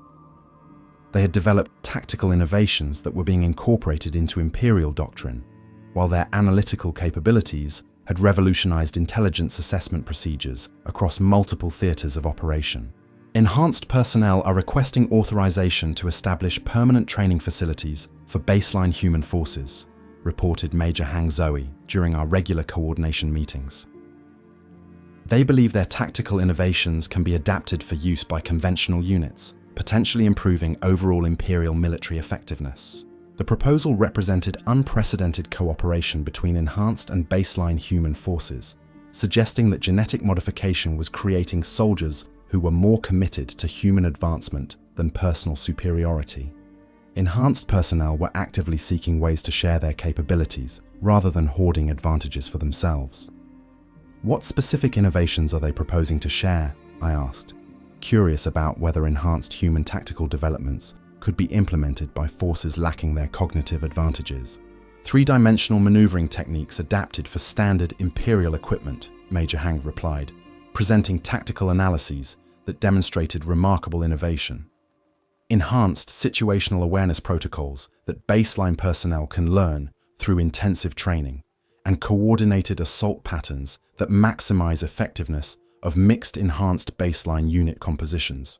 The tactical innovations represented genuine advancement in Imperial military doctrine, developed through enhanced human analysis of combat situations that baseline forces had been struggling with for millennia. More significantly, they demonstrated that enhanced humans viewed themselves as teachers and protectors of baseline humanity, rather than competitors or replacements. The psychological development was encouraging from both loyalty and integration perspectives, but it also raised questions about whether enhanced humans were developing paternalistic attitudes that might become problematic over extended periods. Their consistent prioritization of baseline human welfare suggested either genuine altruism or unconscious superiority assumptions that could create social tensions. Enhanced personnel show consistent behavioral patterns suggesting protective rather than competitive relationships with baseline humans, reported inquisitorial psychologist Vex 7 after conducting comprehensive assessments of enhanced baseline interaction patterns. They demonstrate emotional investment in baseline human success and survival that exceeds normal in-group loyalty indicators. The psychological analysis suggested that enhanced humans were developing social bonds with baseline humanity that transcended normal group identification patterns. Their genetic modifications appeared to have strengthened rather than weakened their connections to unenhanced populations, creating protector relationships that benefited Imperial unity. But it was the long-term implications of enhanced human development that provided the most significant intelligence about what genetic modification might mean for human civilization. Enhanced personnel were demonstrating continued cognitive and moral development that suggested their modifications enabled ongoing improvement rather than fixed enhancement. Enhanced personnel continue showing improvement in analytical capabilities, tactical effectiveness, and ethical reasoning, reported Magos biologist Cowl 9 after conducting 3-year longitudinal studies of enhanced human development. Their genetic modifications appear to enable continuous optimization of cognitive and moral capabilities throughout their extended lifespans. The revelation that enhanced humans possessed extended lifespans alongside their other improvements represented additional advancement beyond anything baseline populations could achieve. They were becoming not just better soldiers, but longer-lived ones, potentially accumulating experience and wisdom over periods that exceeded normal human existence. The combination of enhanced capabilities, extended lifespans, and continued development suggested that enhanced humans might represent a genuine evolutionary advancement rather than simple modification of existing human characteristics. They were becoming something new, while remaining fundamentally human in their values and commitments. The first major test of enhanced human integration came during the siege of Hive-World Tertius, where Chaos forces had achieved breakthrough that threatened to overwhelm conventional Imperial defenses. Enhanced Legion Alpha was deployed as rapid response forces, whose mission parameters required coordination with 17 different Imperial Guard regiments, while protecting civilian populations exceeding 2 billion souls. Enhanced forces achieving tactical objectives ahead of projected timelines. I reported from the command center that coordinated operations across the entire Hive-World theater. Casualty ratios favor Imperial forces by margins of 15-1. Enhanced baseline unit coordination exceeding optimal efficiency parameters. The tactical success was remarkable, but it was the enhanced humans' behavior during civilian protection operations that provided the most significant intelligence about their moral development. When faced with tactical choices between mission efficiency and civilian casualties, enhanced personnel consistently chose alternatives that preserved human life while accepting increased personal risk. Enhanced personnel are taking disproportionate casualties to minimize civilian losses, reported Colonel Thex 8 after reviewing battle statistics that showed enhanced forces accepting risk levels that exceeded tactical optimization models. They're treating civilian protection as a higher priority than mission efficiency or personal survival. The behavioral pattern represented moral development that exceeded Imperial military standards while demonstrating commitment to human life that strengthened rather than weakened their tactical effectiveness. Enhanced humans were becoming better soldiers by becoming better people, challenging assumptions about the relationship between military effectiveness and moral flexibility. The siege operations also provided opportunities to observe enhanced human innovation under pressure as they developed tactical solutions to problems that had been troubling Imperial forces for centuries. Their real-time analysis capabilities enabled them to devise countermeasures against chaos tactics that conventional forces had struggled to address effectively. Enhanced forces have developed effective countermeasures against Chaos Space Marine assault patterns, reported Space Marine Captain Titus after supervising joint operations that had broken the siege. Their analytical approach to enemy behavior patterns enables prediction of tactical responses that gives Imperial forces decisive advantages. The tactical innovations were being documented for incorporation into standard Imperial doctrine, potentially improving the effectiveness of all human forces against enemies that had previously held significant advantages. Enhanced humans were contributing to Imperial military development beyond their direct combat capabilities. As enhanced human integration continued across multiple theaters of operation, accumulating success records that exceeded all projections while maintaining behavioral patterns that strengthened Imperial unity, I found myself documenting evidence of successful human evolution that preserved essential humanity while transcending its limitations. The enhanced humans represented proof that genetic modification could improve human nature without corrupting it, create better soldiers without destroying their moral foundations, and advance human capabilities while strengthening their commitment to human values. Enhanced personnel are requesting permission to establish permanent settlements for their families, reported Major Hangji Zoe, during strategic planning sessions that would determine long-term integration policies. They want to create communities that combine enhanced and baseline populations while maintaining Imperial loyalty and cultural traditions. The proposal to establish mixed communities represented the ultimate test of enhanced human integration, requiring Imperial authorities to accept genetic diversity within human populations while maintaining unity and loyalty across different capability levels.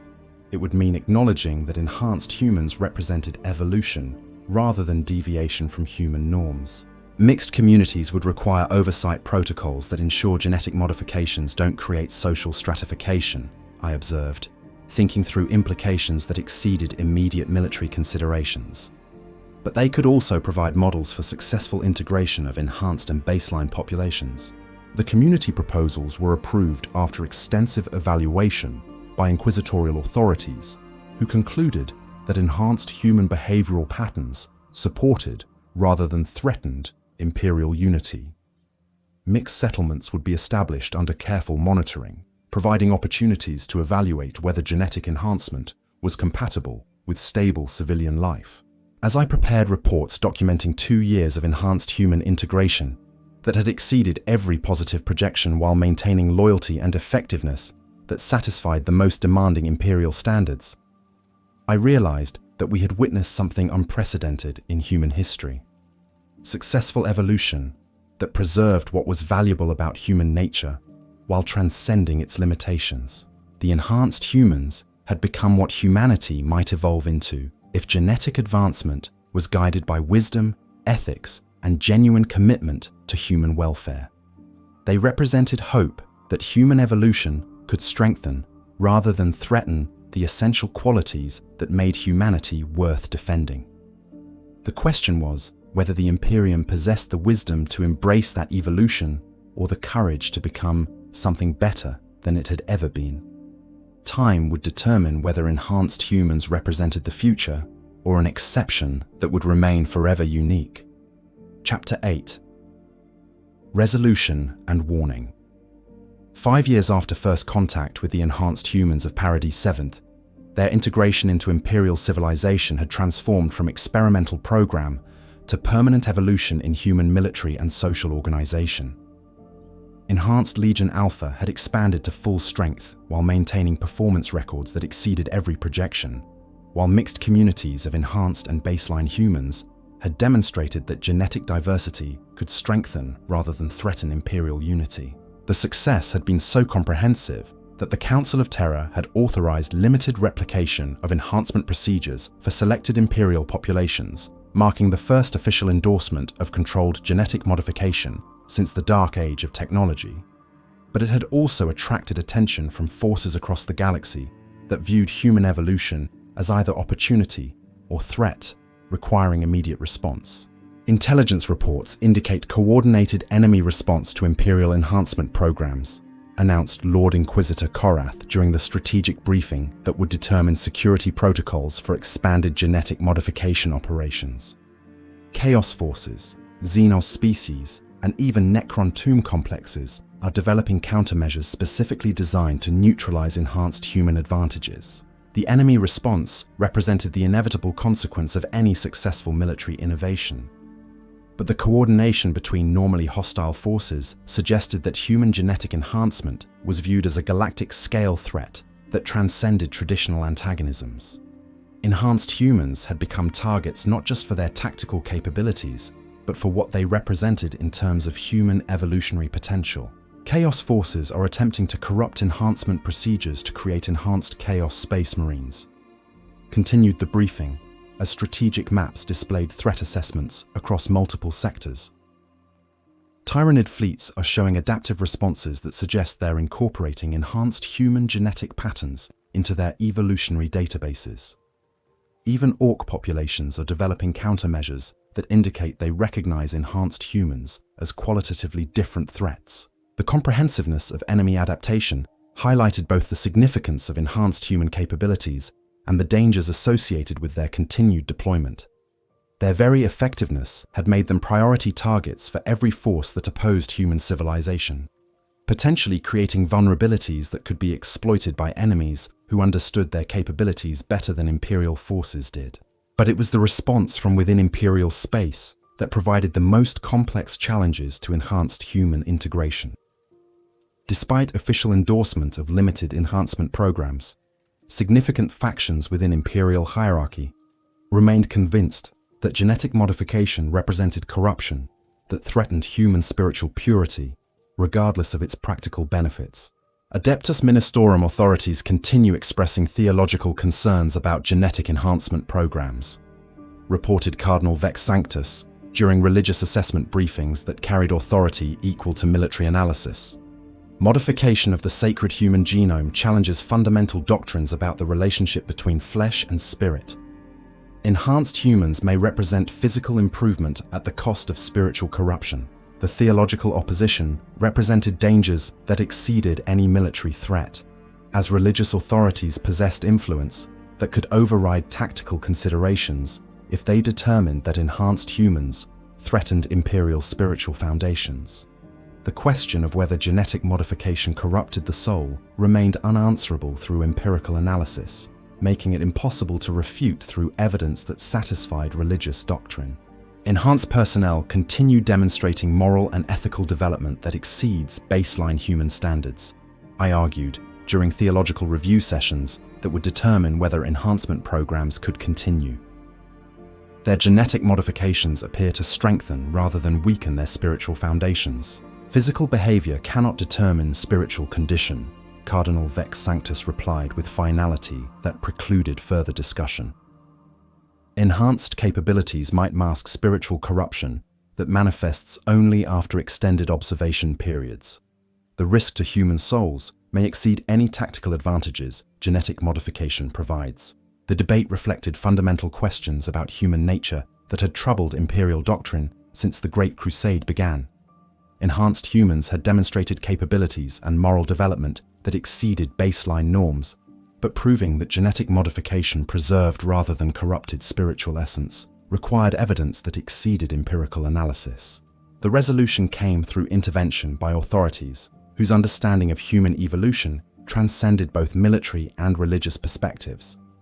The Adeptus Custodes, guardians of the Emperor's own genetic template, conducted evaluation of enhanced human genetic patterns that would determine whether modification was compatible with the sacred human genome that served as the foundation for all Imperial genetic doctrine. Enhanced human genetic modifications show compatibility with Imperial genetic templates, announced Captain General Vex Aurelius after conducting analysis that required access to the Emperor's own genetic archives. Modification patterns enhance rather than replace fundamental human characteristics. Enhanced humans remain recognizably human according to the most stringent genetic purity standards. The endorsement from the Custodes provided authority that exceeded any theological objection, establishing that enhanced humans represented evolution rather than corruption of the sacred human template. Their genetic modifications were officially classified as improvement rather than deviation, authorizing expanded enhancement programs under carefully controlled conditions. But the external threats to enhanced human populations were intensifying as enemy forces developed increasingly sophisticated countermeasures designed to neutralize their advantages or corrupt their enhancements for hostile purposes. Intelligence reports indicated that Chaos forces had achieved limited success in creating enhanced Chaos Space Marines, while Tyrannid adaptation was producing bioforms specifically designed to counter enhanced human tactical capabilities. Enhanced humans are becoming extinct through enemy action faster than reproduction and recruitment can replace them, reported General Vex Prime during strategic assessment meetings that revealed disturbing trends in enhanced population sustainability. Current attrition rates will result in enhanced population decline within 2 decades despite expansion of enhancement programs. The unsustainable attrition rates represented the ultimate irony of enhanced human success. Their very effectiveness had made them priority targets for elimination by every enemy force, creating casualty rates that exceeded their ability to maintain population levels through normal reproduction and recruitment processes. We need to expand enhancement programs or lose enhanced capabilities entirely, I argued during strategic planning sessions that would determine the future of human genetic modification. Limited enhancement creates elite units that become priority targets. Widespread enhancement might provide sustainability through population redundancy.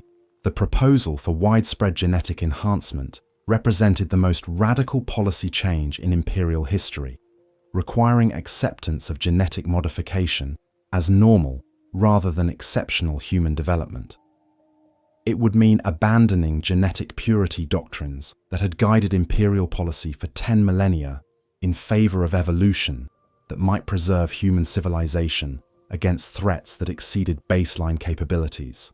Widespread enhancement poses risks that exceed current threat assessments, argued Lord Inquisitor Korath, voicing concerns that reflected established Imperial doctrine about genetic modification.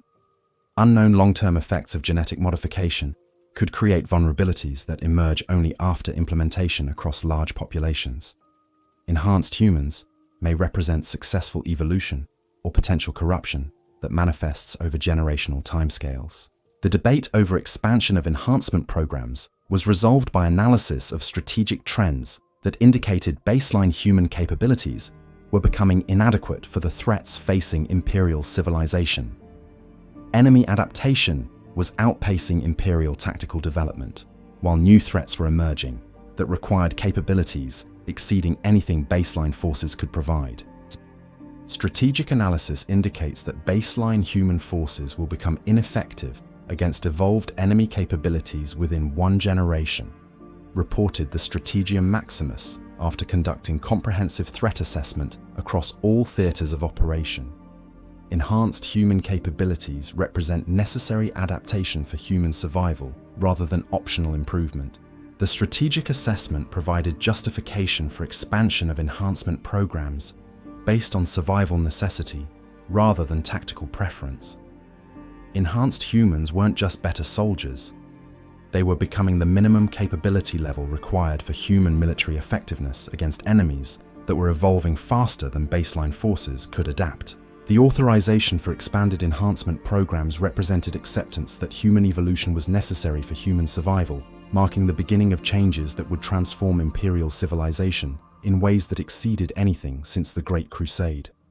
Enhanced humans would become the norm rather than the exception, while baseline populations would be gradually upgraded to enhanced standards over generational timescales. Enhanced Legion Alpha will serve as templates for expansion of enhancement programs across all Imperial military forces, I announced during implementation briefings that would begin the largest genetic modification program in human history. Their capabilities, training methods, and organizational structures will be replicated across 12 additional legions within 5 years. The expansion represented vindication for people who had survived alien manipulation, chaos assault, and Imperial suspicion to become the foundation for human evolution. Enhanced humans from Paradis-VII had proven that genetic modification could improve human nature without corrupting it, providing templates for advancement that preserved essential humanity while transcending its limitations. As I prepared final reports, documenting 5 years of enhanced human integration that had exceeded every positive projection while maintaining loyalty and effectiveness that satisfied the most demanding Imperial standards, I found myself convinced that we had witnessed the beginning of human evolution that would reshape galactic civilization. The enhanced humans had survived multiple extinction events to become the foundation for human advancement beyond anything baseline populations could achieve. Their genetic modifications represented evolution guided by wisdom rather than corruption driven by power, creating humans who were better soldiers, better people, and better representations of everything humanity could become. Would attack on Titan's world last an hour in the 41st Millennium? Had been the question that began our investigation. The answer was more complex than anyone had anticipated. Their world couldn't survive the galaxy's darkest threats, but their people could evolve beyond anything the galaxy had seen before. The enhanced humans had become proof that human potential exceeded any limitation the universe could impose. They represented hope that humanity could transcend every threat through evolution that preserved its essential nature while expanding its capabilities beyond all previous boundaries. The galaxy was about to learn what humans could become when they stopped accepting limitations and started embracing possibilities. The real question was whether the universe was ready for what humanity might evolve into. The implications of Imperial enhancement programs extended far beyond human space, triggering responses from every major power in the galaxy as intelligence networks reported the emergence of genetically modified humans whose capabilities exceeded baseline parameters by unprecedented margins. The coordinated enemy response that Lord Inquisitor Korath had identified represented only the beginning of galactic-scale reactions to human evolution that challenged fundamental assumptions about species limitations and competitive advantages. The Eldar response came first, delivered through Farseer communications that bypassed normal Imperial channels to reach directly into the mind of Navigator Quintus during our return voyage to Terra. The psychic message carried warnings about future timelines that the alien seers had observed through their prophetic abilities, visions of enhanced humanity that either saved or doomed the galaxy, depending on choices that had not yet been made. The Mon-Ki evolved beyond their crude limitations, came the telepathic transmission that left Navigator Quintus bleeding from his third eye for 3 days afterward. But evolution without wisdom leads to consumption of all life.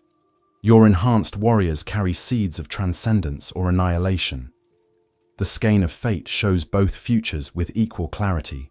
The Eldar warning represented the first indication that enhanced human development had attracted attention from species whose understanding of evolutionary processes exceeded anything human science had achieved. Their concerns suggested that genetic enhancement carried implications that extended beyond immediate tactical advantages, potentially triggering changes that could affect the entire galaxy's future. The Eldar see timelines where enhanced humans become something that threatens all organic life, Navigator Quintus explained, after recovering enough to interpret the prophetic visions that had been forcibly impressed upon his consciousness. But they also see futures where enhanced humanity becomes the galaxy's salvation against threats that haven't emerged yet. Our choices in the next century will determine which timeline becomes reality. The Tau Empire's response was more direct and immediately threatening, as their expansion fleets began targeting worlds where enhanced human populations had been established for integration programs. Tau battle doctrine emphasized technological superiority over genetic enhancement, making them fundamentally opposed to Imperial approaches that prioritized biological improvement over mechanical advancement. Tau forces are conducting systematic raids against enhanced human settlements, reported Admiral Vex 9 after analyzing attack patterns across the eastern fringe. Their objective appears to be capture rather than destruction. Intelligence suggests they're attempting to reverse engineer enhancement procedures for application to their own auxiliary species. The Tau interest in enhanced human genetics represented a threat that exceeded immediate military considerations.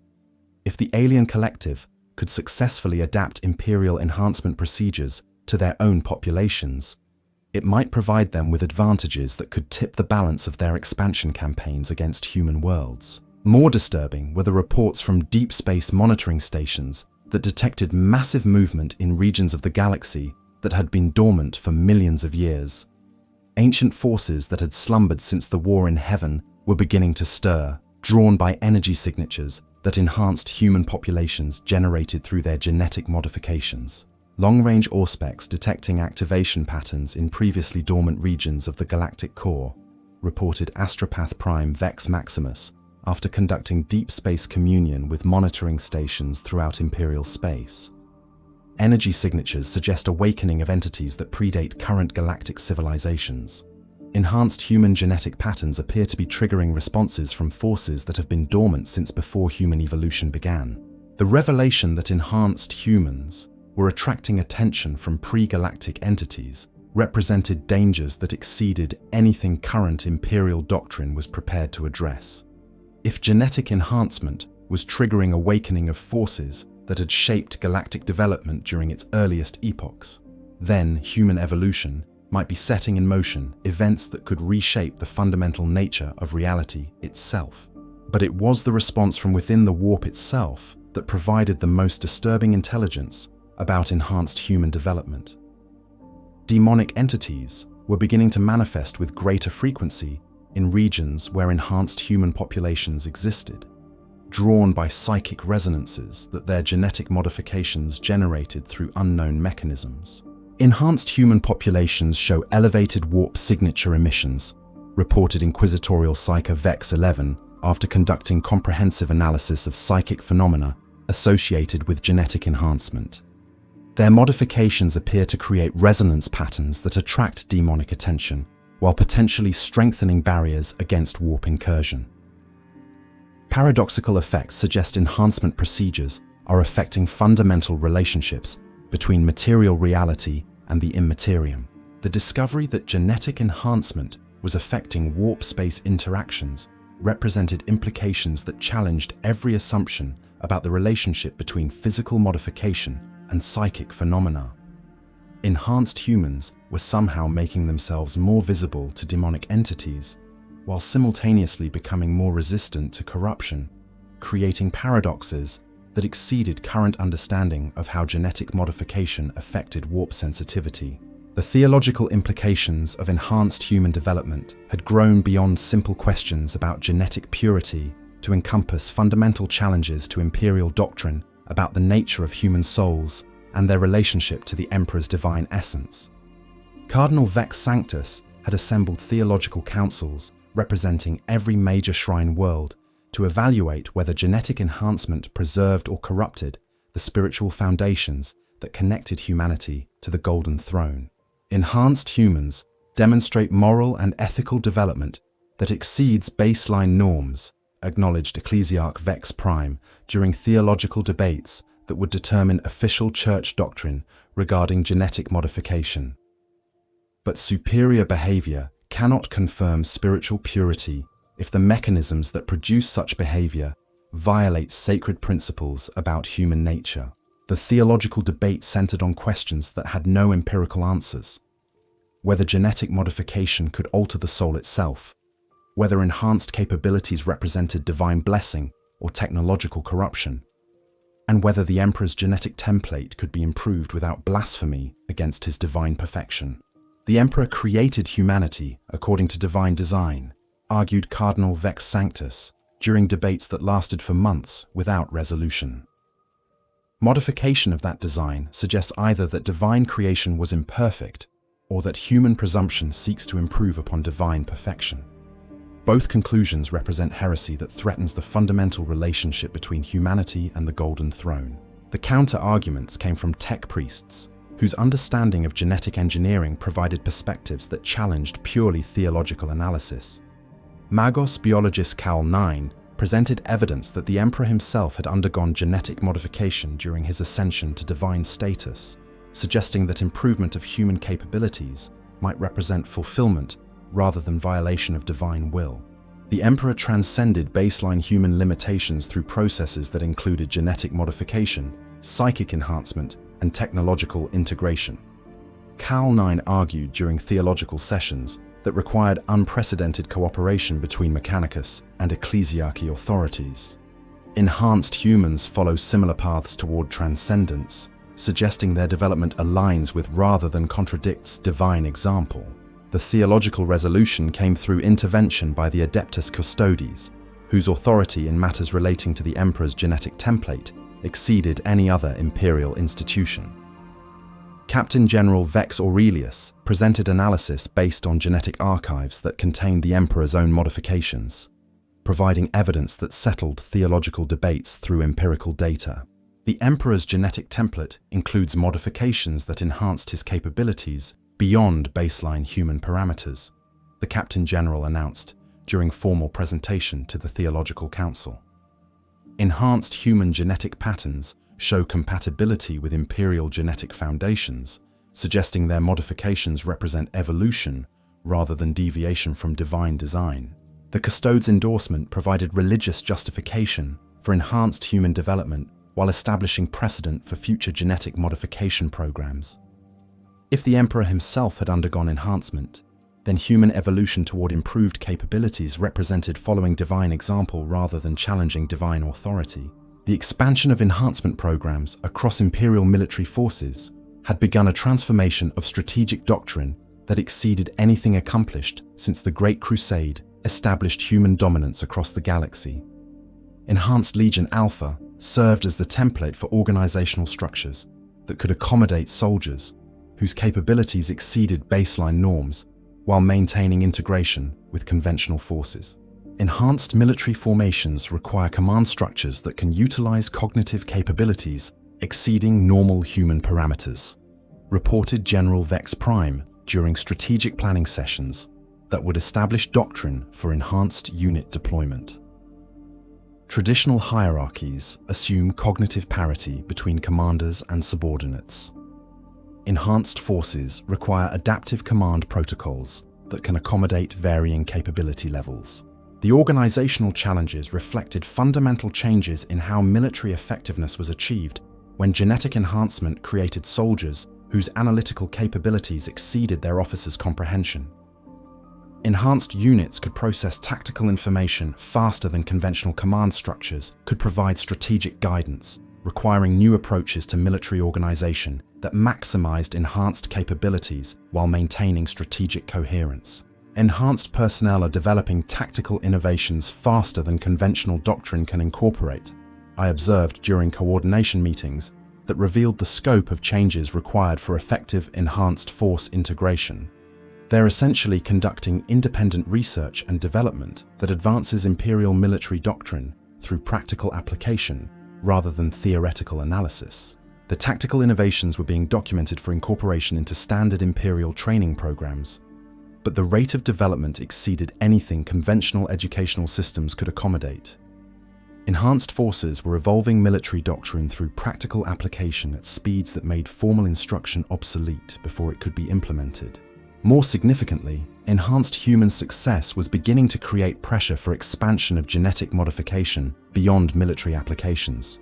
Civilian administrators were requesting enhancement procedures that would improve their analytical capabilities for managing increasingly complex Imperial bureaucracies, while technical specialists sought modifications that would enable them to better interface with advanced technologies. Enhancement requests from civilian populations now exceed military applications by factors of 3 to 1, reported Administratum Representative Vex 8 during policy meetings that would determine whether genetic modification should be extended beyond military forces.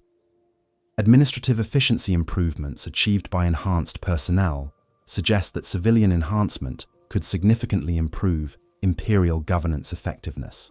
The proposal for civilian enhancement represented the most radical expansion of genetic modification programs since their initial authorization. It would mean accepting enhanced capabilities as normal rather than exceptional human development, fundamentally changing Imperial society's relationship with genetic purity doctrines that had guided policy for millennia. Civilian enhancement poses risks that exceed military applications, argued Lord Inquisitor Korath during policy debates that would determine the future scope of genetic modification programs. Military enhancements serve specific tactical purposes with clear performance metrics. Civilian enhancement could create social stratification that threatens Imperial unity. The concern about social stratification reflected legitimate fears about what widespread genetic enhancement might mean for human civilization. If enhanced capabilities became available only to selected populations, it could create divisions within human society that might prove more dangerous than any external threat. But the strategic analysis indicated that enhanced capabilities were becoming necessary for effective management of Imperial complexity rather than optional improvements that provided competitive advantages. The sheer scale of galactic civilization exceeded baseline human cognitive capabilities, requiring enhancement just to maintain current functionality. Administrative analysis indicates that Imperial governance complexity now exceeds baseline human management capabilities, reported the Strategic Assessment Division after conducting comprehensive evaluation of administrative effectiveness across all Imperial institutions. Enhanced cognitive capabilities represent necessary adaptation for maintaining Imperial functionality rather than optional improvement for competitive advantage. The assessment provided justification for civilian enhancement programs based on functional necessity rather than individual preference. Enhanced humans weren't just better administrators, They were becoming the minimum capability level required for effective Imperial governance. The coordinated enemy response to Imperial enhancement programs had evolved beyond simple countermeasure development to encompass fundamental changes in strategic doctrine designed to neutralize enhanced human advantages or exploit their genetic modifications for hostile purposes. Each major enemy faction had developed specialized approaches to the enhanced human threat that reflected their unique capabilities and strategic objectives. Chaos forces had achieved the most disturbing success in corrupting enhancement procedures to create enhanced Chaos Space Marines, whose capabilities exceeded anything previous corruption had produced. Intelligence reports describe traitor legions whose members possessed cognitive enhancements alongside their traditional superhuman capabilities, creating enemies who could match enhanced Imperial forces while maintaining all the advantages that Chaos corruption provided. Enhanced Chaos Space Marines demonstrate tactical capabilities that exceed even enhanced Imperial forces, reported Inquisitorial Operative Vex 13, after surviving contact with corrupted enhanced warriors during the Battle of Mordian Prime. Their genetic modifications appear to amplify Chaos gifts while preserving enhanced cognitive capabilities. They represent the nightmare scenario of enhanced capabilities serving the Dark Gods. The development of enhanced Chaos forces represented existential threat to Imperial enhancement programs, as it demonstrated that genetic modifications could be corrupted to serve enemy purposes while retaining their beneficial effects. If Chaos could successfully recruit or corrupt enhanced Imperial personnel, it might gain access to capabilities that could tip the balance of the Long War decisively against humanity. Tyrannid adaptation had produced bioforms specifically designed to counter enhanced human tactical capabilities, creatures whose evolutionary adaptations targeted the analytical and coordination advantages that made enhanced forces so effective. Hive Fleet Behemoth had developed hunter organisms that could track enhanced humans through their genetic signatures, while demonstrating immunity to the tactical innovations that conventional Imperial forces found so difficult to counter. Tyrannid bioforms are showing adaptive responses that suggest they've incorporated enhanced human genetic patterns into their evolutionary database, reported Magos Biologist Cal 9, after analyzing Tyrannid specimens captured during the defense of Ultramar. Their adaptation speed has increased to match enhanced human innovation rates. They're essentially evolving to keep pace with enhanced tactical development. The Tyrannid response represented the most comprehensive threat to enhanced human effectiveness, as their biological adaptability enabled them to neutralize enhanced advantages through evolutionary countermeasures that developed faster than Imperial forces could devise new tactics. Even the Necron dynasties were beginning to show responses to enhanced human development, with tomb worlds displaying activation patterns that suggested they recognized genetic enhancement as a significant change in human capabilities requiring strategic reassessment. Ancient protocols that had remained dormant for millions of years were being activated specifically to address threats posed by enhanced human forces. Necron response patterns indicate they classify enhanced humans as qualitatively different from baseline Imperial forces, reported Captain Titus after conducting analysis of Necron tactical adaptations during the Damocles Gulf campaign. Their strategic databases appear to contain specific protocols for engaging enhanced human forces that suggest they anticipated such development. The revelation that Necron forces had somehow anticipated enhanced human development raised disturbing questions about what ancient knowledge their tomb worlds contained regarding human evolutionary potential. If they possessed protocols for countering enhancement programs, it suggested they understood human genetic development better than Imperial scientists did. The decision matrix facing Imperial leadership represented choices that would determine not only the future of enhanced human populations, but the fundamental direction of human evolution for millennia to come. Strategic analysis indicated three primary paths forward, each carrying implications that exceeded immediate tactical considerations to encompass the essential nature of what humanity might become. The conservative path involved limiting enhancement programs to current scope, while maintaining enhanced humans as elite forces operating within conventional Imperial structures. This approach would preserve genetic purity doctrines while utilizing enhanced capabilities for specific tactical applications. but it would also ensure that enhanced populations remained vulnerable to enemy targeting that could eliminate their advantages through sustained attrition. Limited enhancement maintains doctrinal consistency while providing tactical advantages, argued Lord Inquisitor Korath during strategic planning sessions that would determine Imperial policy for the next century. But it also ensures that enhanced capabilities remain vulnerable to elimination through focused enemy action. Current attrition rates will eliminate enhanced populations within 2 decades. The moderate path proposed expanded enhancement programs that would create enhanced populations large enough to be self-sustaining while maintaining baseline humans as the majority population. This approach would provide enhanced capabilities for critical applications while preserving human genetic diversity, but it would also create potential social stratification that could threaten Imperial unity. Expanded enhancement provides sustainability while maintaining genetic diversity, I argued during policy debates that required balancing tactical effectiveness against social stability.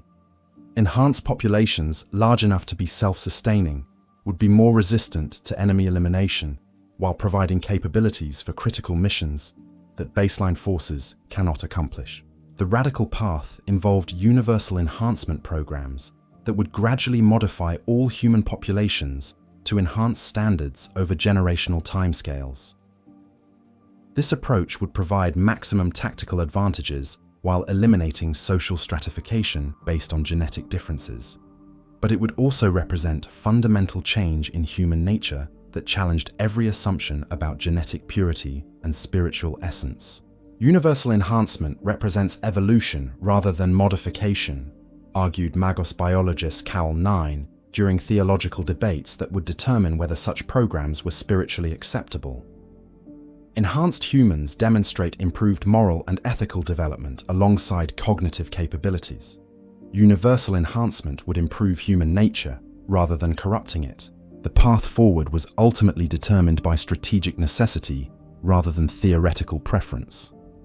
Analysis of enemy adaptation rates indicated that baseline human capabilities were becoming inadequate for Imperial survival against threats that were evolving faster than conventional forces could adapt to counter them.